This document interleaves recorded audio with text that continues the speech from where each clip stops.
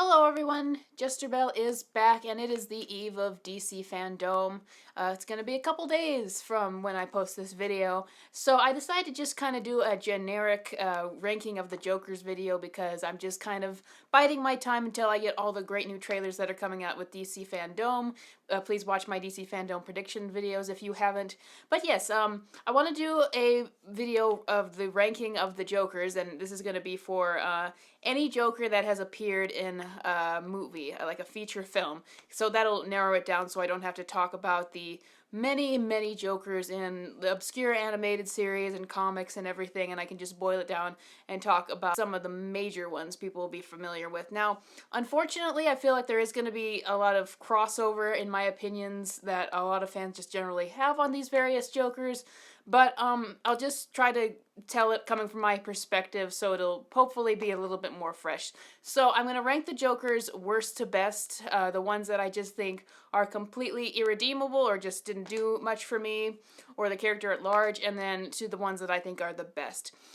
So the worst of the worst in terms of the Joker and in terms of his portrayals in movies, I would say Jared Leto. And a lot of you are probably thinking, no surprise there, that's what everyone says.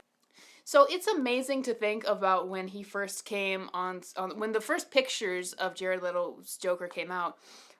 People were first they were horrified, but then they were rabidly defending him. They said this is just a different take. It's going to be complex. It's going to be interesting. DC fans actually are very open to things. You'd be surprised. They sometimes they get upset, but they are very open to change a lot of the time. But Jared Leto's Joker came out. Most of his scenes were cut. The scenes we got were cringy to say the least. Part of it was the dialogue. I swear, every time the scene from Suicide Squad where the, dare I say it, the hunka line. Oh my gosh.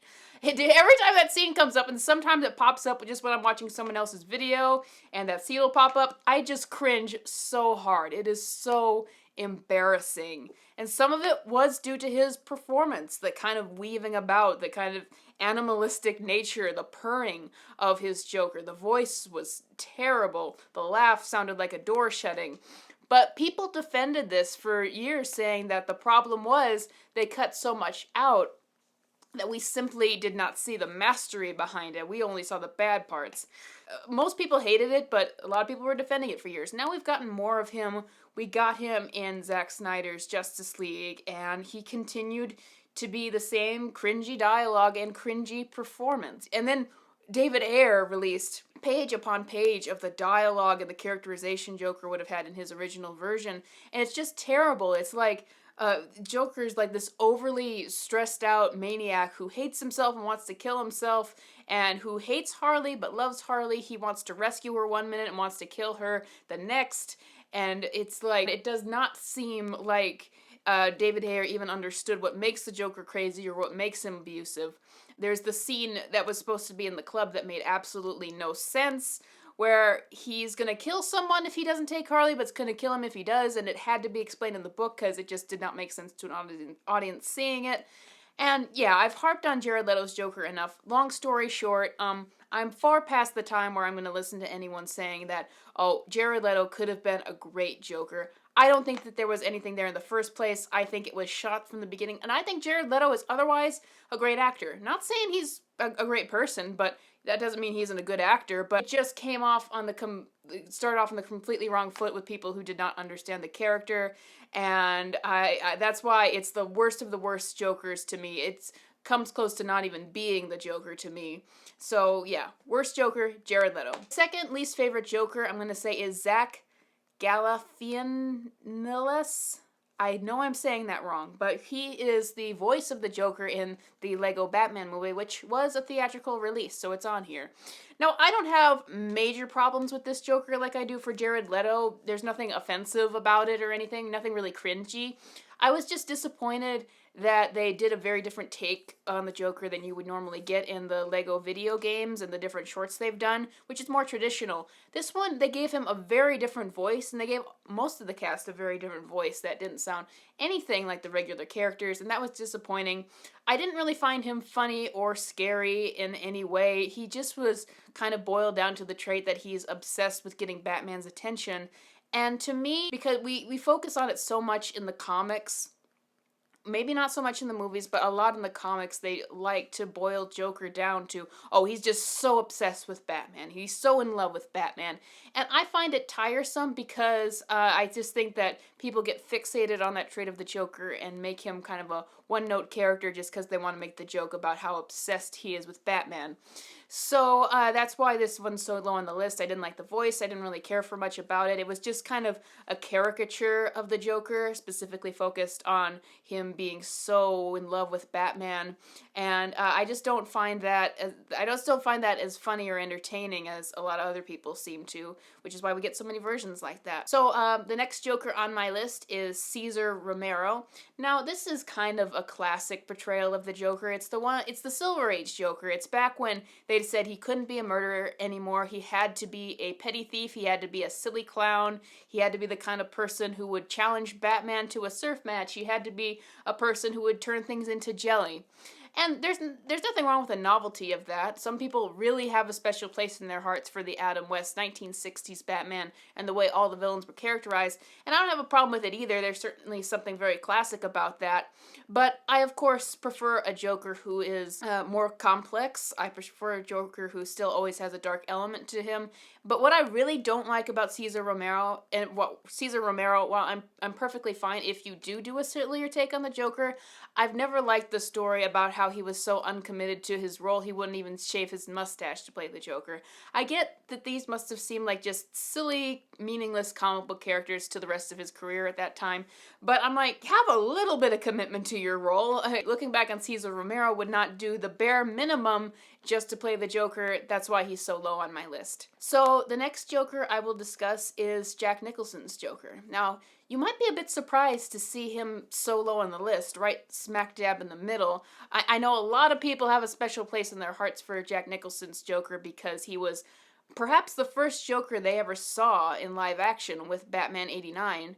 Now, I think that Jack Nicholson is a fantastic actor, and he is fantastic at playing serial killers and psychopaths and characters like that. But that actually is kind of my problem in Batman '89, is that when I see his Joker, I'm seeing Jack Nicholson. He doesn't even do a voice that's really different from his other characters. It's just Jack Nicholson's voice.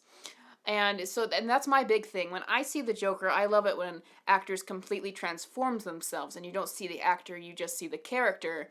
And Jack Nicholson, while I think, once again, he can totally pull off the gangster and the psychopath and the killer, he's not specifically the Joker. He's Jack Nicholson playing another psychopath. He reminded me a lot of Jack Torrance.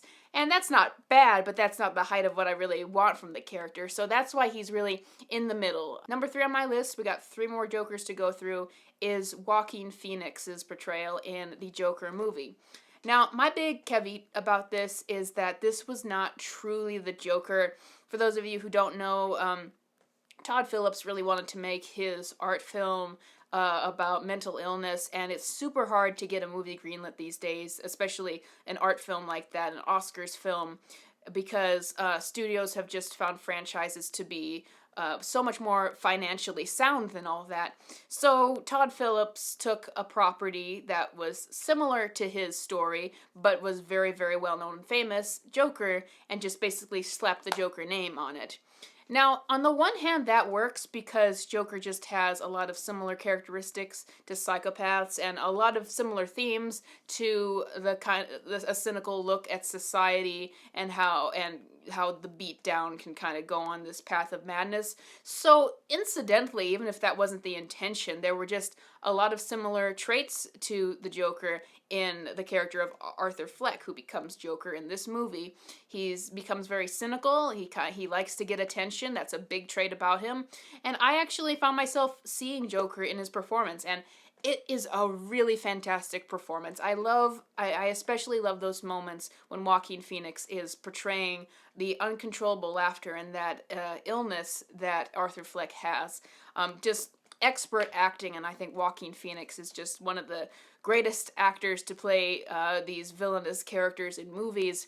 So he's number three because I think that his performance is so great, and because I think the writing of the character is so great. At the same time, it wasn't really the Joker. It was very, very similar to the Joker. It definitely could count as an Elseworld story for him, but I know the history of where this movie came from in the beginning. It's not the true Joker. So that leaves two more, and you know that it's going to come down to Mark Hamill and Heath Ledger, right? So I had to really think about this because I pretty much put these two on the same level. I just, it's hard for me to see one as better than the other because there's different things you get for them. Now Heath Ledger, it's people have gushed about his performance enough. I'll just say that when you watch his performance, it's like you just feel the mystique behind his character, and it makes you feel this kind of dread and excitement all at the same time.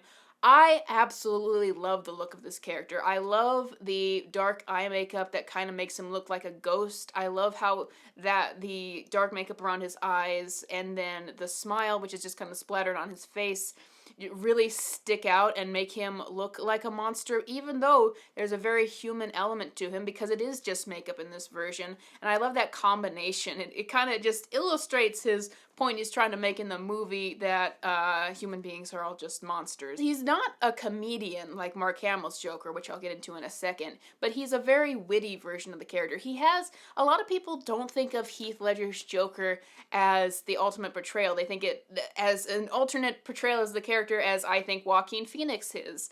But I really disagree. I think that they nail just all the major traits that Joker has to have. They have his obsession with Batman. That isn't the only trait about him. They have the comedic aspect in kind of the wittiness he portrays when he's talking to the mob, especially, or when he is talking to Batman. They have his kind of belief system of how the world works, and in different words, it does the One Bad Day theme from The Killing Joke, and it does portray his violence very realistically, and it portrays his genius very, very, very well in the movie with the plan he's constructed. I think that even though on a superficial level it isn't exactly the Joker from the comic, all the fantastic elements from the comics are taken out, I still think that Heath Ledger is the best live-action Joker we've ever had, and one that's far more accurate to the comics than people let on. That said, I have to just also say that Mark Hamill, he might be the definitive Joker of all time. I have to put him at number one because he when I read a comic, I hear Mark Hamill's voice. I can't get Mark Hamill's voice out of my head because to me that is exactly the way the Joker would sound. And it just, Heath Ledger, because of his tragic death, could never go forward with the Joker and explore even more aspects about him, but Mark Hamill's the whole package. You've got he's a complete comedian. He is hilarious to watch. You like his character even though he does just awful, horrible things. He's evil, yet he's very charismatic. He's got a very love-hate relationship with Batman that really shifts from him just being obsessed and seeing Batman as his whole world to hating him the next minute when other Batman upstages him. I love the complexity of his character where he's very smart, one of the smartest Batman rogues, but he's very vain, and he also does have weaknesses. One of Mark Hamill's Joker's weaknesses is how vain he is, and how you see that in his relationship with Harley when she tells a joke, and he gets so upset by that if his goons laugh at her because they have to laugh at him. And Batman, if you're thinking of Mad Love, is able to take him down, taunting him about how Harley almost defeated him while Joker did not. So it's a very complicated version of the Joker where he's not godlike, like the ultimate villain who can do anything. He does have vulnerabilities. He has huge strengths. He's a very intimidating character, but he does have vulnerabilities. And I just think that Mark Hamill just did every aspect of the Joker correctly, and he understood what made him work in the first place, but he also wasn't afraid to introduce new elements to him. And we get to see, of course, I'm going to like this, we get to see a new camaraderie with the Joker that he has with Harley that never worked with any other sidekick in the past and still hasn't worked today. So that's why I have to put Mark Hamill as number one, as much as I love Heath Ledger's Joker. And what do you guys think of my reasoning behind where I put the Jokers on this list? Tell me your thoughts about different portrayals of the Joker in the comments below, and I will see you for all the reaction videos of DC Fandom. Bye!